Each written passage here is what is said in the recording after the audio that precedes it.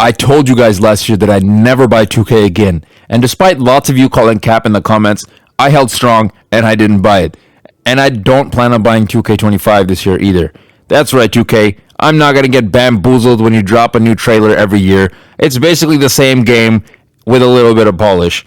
And that's right, the new trailer for 2K25 has dropped, and there's definitely some new additions in it, but there's a lot that just seems like the exact same in years past.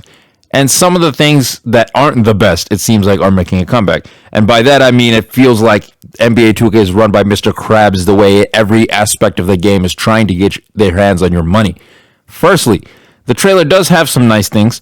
Graphically, I think the game looks nice, but that's almost always the case. I don't think the problem with any of the last couple of 2Ks is the graphics in any way. Well, unless you're Ant. I've been told he looks like a gorilla last year with his facial features, so for Ant's sake, I hope they fix that because I'm going to put a pause in front of that. But I think he's a decent looking dude, and there's no way in hell he should be looking like a gorilla, right? Bronny looks nice, and his lob to LeBron is dope.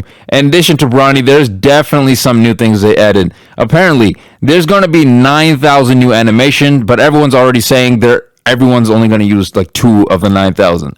Still, I think it's nice to have the variety, and even if everyone only uses 2 animations, it would be interesting to come across that one guy occasionally who uses, completely different animations that no one else does.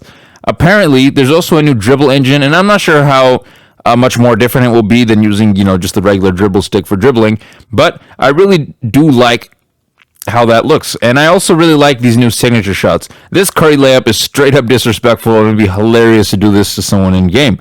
But it's also one of those moves that if it's done to me, you just got to throw hands. It's unacceptable, These things can definitely look cool, but who knows? Maybe it's just some trailer polish. It's not something I can judge all the way until I borrow the game from a friend or something, since I'm not paying for it. There's no way I'm not paying for it.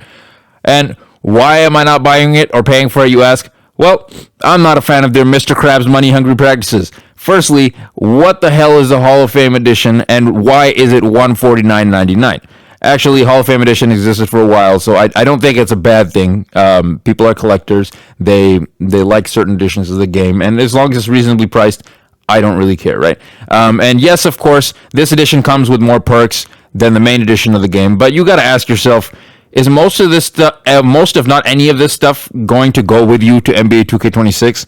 Or do you think, since so many people are okay with buying this edition of the game, 2K incentivized to keep doing this year after year to make as much money as possible at the expense of the consumer?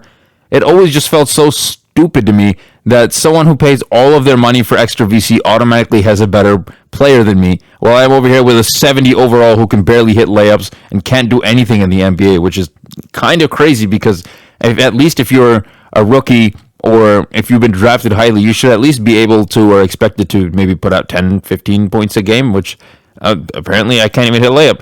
I'm usually a MyCareer and MyPark guy, so buying the game knowing I need to pay $70 just for the base game these days, it used to be $60, then buy online from PlayStation, then have to buy VC just to upgrade my player, just to not get crossed or dunked on is constantly, by the way, is crazy. And not to mention the VC you buy isn't even transferable. A lot of people don't like their first build or just want to build a second one. So what do you do if you want a decent overall player? You have to buy more VC a second time for that player. Sure, you could play MyCareer games and slowly progress, but how long do you think that would take? Last year's edition of the pass is only just going to make that worse. Why can't I just buy a decent $70 basketball game and be able to grind for a reasonable amount of time and just be able to earn most of these things listed in the special edition of the game? Well, we all know why. It's because we as gamers are willing to buy this overpriced stuff. And I say we because I've been guilty of it in the past as well. But now as I get older, I'm starting to take a look at the bigger picture, and it just doesn't make sense why the average person should be paying so much just to play a game. But who knows? Maybe I'm just turning into a hating old man at 25. Also, I'm cheap. But so, how do you feel about 2K and the situation at hand? Do you think they're going too far, or am I overreacting? Let me know in the comments below. If you like my videos, here are some other 2K related rants where I say similar things. Please like, comment, and subscribe to help support the channel. I try to post a video or two a week on different games, and I like to cover a wide variety of genres and give my opinions. So if you're into that, please do subscribe. This is Plot Armor Games signing out, and we will see you in the next video.